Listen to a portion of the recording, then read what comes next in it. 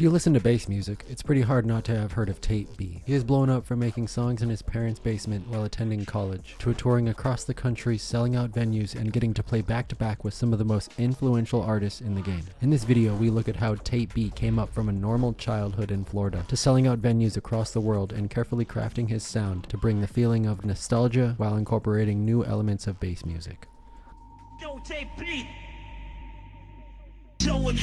Tate B, or Burke Alkanat, was born in Turkey and moved to Florida when he was just 3 years old. I moved here when I was 3. My parents won the visa lottery. They were just like, we're moving. We moved to Broward for like a year, and then I lived in Boca for like the rest of my life. He and his parents listened to Turkish music until the 5th grade. 5th grade, when my parents got a computer for like the house, I would just go on YouTube, go on Vivo all the time, listen to rap. I was always downloading Lil Wayne and Gucci on my little Razor flip phone and just showing people. These kids have never heard of this, and they were just like, what is this? This is hard. After that, like in middle school, I just remember listening to Glitch Mob a lot, that sort of style, and I was really into like wubby stuff, but like it wasn't like hard dubstep. He says he discovered dubstep through AMVs, or anime music videos, and Amazing Lights gloving videos. From there, he discovered UKF, and from then on, he was hooked. I got into gloving. All my friends got gloves, and then I would watch like the YouTube videos Amazing Lights would put out. I'm like, dude, these songs are fucking cool. Like, how do I find these? And then eventually I found UKF, and I would just go through YouTube for hours every day, just trying to find cool music I liked. And that's when I knew I liked it. But at the time, I didn't consider it dubstep. I didn't know like genres. It was just like music. When he got into high school, he began smoking, and that's when he says he really got interested in hip-hop. He discovered artists like Travis Scott and the Flatbush Zombies. It was at this time he found the name for his project without even knowing. He was in the car with his friend listening to music. The car that he had required a cassette tape with an aux cord to play music. On the car radio, it reads Tate B whenever a cassette tape is played. His friend at the time jokingly stated that he should make his rap name Tate B. Continuing with the joke, Burke made his name on SoundCloud Tate B with no intention of making music at the time. In high school, he was introduced to a software that would single-handedly change the trajectory of his life, GarageBand, a beginner-friendly music creation software that was released in 2004. I started on Logic because one of my friends just came over after high school one day and was like, you want to make a beat on GarageBand? So he downloaded on my computer, we made one. I'm like, this is so cool. When he graduated from high school, he received a scholarship to attend UCF. Suddenly, Burke found himself obsessed with the idea of creating music. Without his parents knowing, he even used the rest of his scholarship money to get the equipment necessary to begin producing and mixing music. Just like make some here and there, and then once I graduated senior year, got over to UCF, I got a scholarship, kind of just blew it all at Guitar Center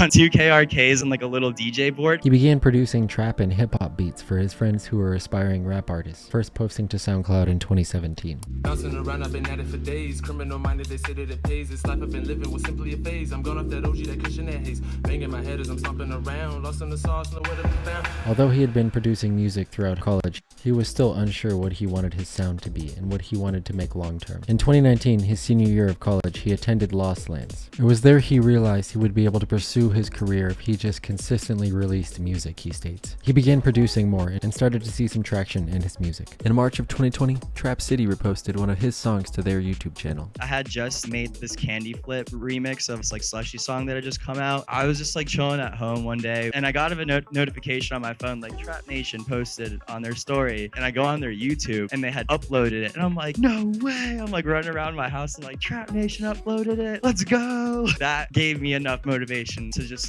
go for it. He was contacted by a Florida-based record company, Wubbaholics, who asked him to do a mix for them, and after picked him up for their label. Wubbaholics, literally like my #1 pick. I knew about them when I was just doing my thing back when I was still at UCF. It's a Florida team, and I knew what they were about. And luckily enough, they reached out to me for a mix, and I did one with them. With his music gaining popularity, he began playing shows in his area of South Florida. He still struggled with finding something that he felt he connected with. Then one day, after playing a show, he was so upset with his performance, he was determined to make something he liked. After I played this set in Tampa, I just remember being so frustrated with myself. I was like, this isn't me. Why'd I play these certain songs? This doesn't make sense. What am I doing? So I just went home and like reevaluated everything, and I'm like, why do I do this? What do I actually like listening to? I was just going through old UKF stuff on YouTube, and I'm like, I should just try remixing these songs. That night when I got back, I remixed Eyes on Fire, In for the Kill, and Gold Dust all on the same night. With these 3 songs under his belt, he started to finally figure out the style he wanted to create. The term old school, new school was born. He began scouring old UKF mixes, looking looking for old dubstep and looking through his old playlists, looking for old hip-hop he used to listen to as well to remake. Ever since that day, I knew exactly what to do. Cassette tapes are nostalgic. The B-side of stuff is just like, as a remix, kind of like the B-side of stuff. You have your A-side, which is like the original. So it all just started making sense after I started releasing the remixes, and I'm like, oh, like I can actually like see where I'm going with this now.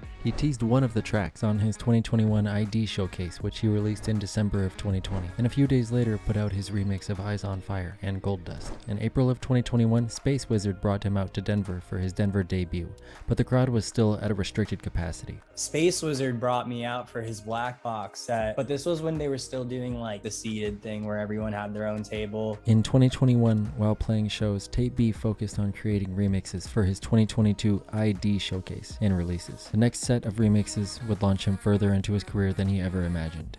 He released the showcase, later released his Innocence, Sierra Leone, and Collapse remix. Before the release of Collapse, it was picked up by Zed's Dead themselves, who played the track across the US. With his music being exposed to Zed's Dead's fan base, he began touring as support across the US, going on tour with Champagne Drip and many others. Once Zed's Dead and the Deadbeats team were aware of Tape B, they featured him on his We Are Deadbeats Volume 5 with his track Melodic Blue. That same month, he released his Drip Tapes Volume 3, including remixes of Goldie by A$AP Rocky.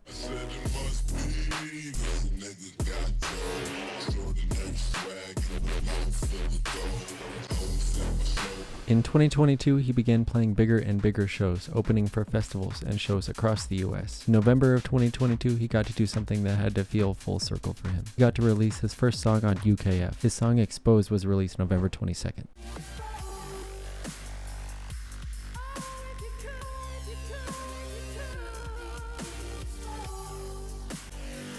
His final release of 2022 would be a remix of Mac Miller's In the Bag he had played previously, and his fans were awaiting the arrival. That same year, he got to play Lost Land's Subsidious stage, another full circle moment for him, having attended a few years prior. He began 2023 strong with his Cartoons Volume 2 mix, which got over 1 million listens on SoundCloud, and was filled with tons of IDs. In April, he released his first EP on Deadbeats, Oversaturated. Later that year, he got to release his Drip Tapes Volume 4 and Vibe Check Volume 1. In 2023, Tape B sold as merch a custom USB in the shape of a cassette tape. On the USB included music, some of which he said will never be released. On his tour later that year, at every stop he would post on Instagram a location of where a USB was hidden around the venue. If you found it, not only would you get his unreleased music, but guest lists to the show. July of 2023, Zed's Dead had him at Dead Rocks for his Red Rocks debut. It was time for him to go on his own tour, the Old School New School Tour. This tour would consist of over 30 stops across the United States. This time, he would be headlining. That was only the first phase of the tour, which pushed into 2024. In the beginning of 2024, he released his Cartoons Volume 3. That mix would be talked about across social media and would get over 2.3 million listens on SoundCloud alone. 2024 was the year for collabs for Tape B. He began the year with a dream collab for him, getting to work with not only Immersive, but with Juicy J, someone he grew up listening to since high school. He also collaborated with Subtronics and John Summit on Gas Pedal, Ganja White Knight for Ganja Tape, and Wooly for Dopamine. On top of this, he began going back to back with artists like Wooly and Immersive, letting them rinse their collabs together and expose the crowd to their own styles of music. During his 2024 tour at the Ogden in Denver, he premiered his first Drip Tapes set, Drip Tapes being all trap and hip-hop and bass music all blended together. This year has been nothing but insane for Tape B. He began the year with a back-to-back with Immersive in Salt Lake City and 2 sold-out nights in Chicago. He announced his first time at Bonnaroo and a back-to-back with Peekaboo at Illfest. He also announced his first headline at Red Rocks in October, which quickly sold out. He got to play at EDC and was lucky enough to get a full fireworks show during his set, also going back-to-back with Crankdat. Then was the premiere of Tape Trees with Of the Trees and going back-to-back with Levity. Dead Rocks 11, Zed's Dead brought Tape B out for a back-to-back with them, where they rinsed his remixes of their tracks. At Electric Forest, Tape B, Crankdat, and Levity all had a triple back-to-back together where they premiered their new track together.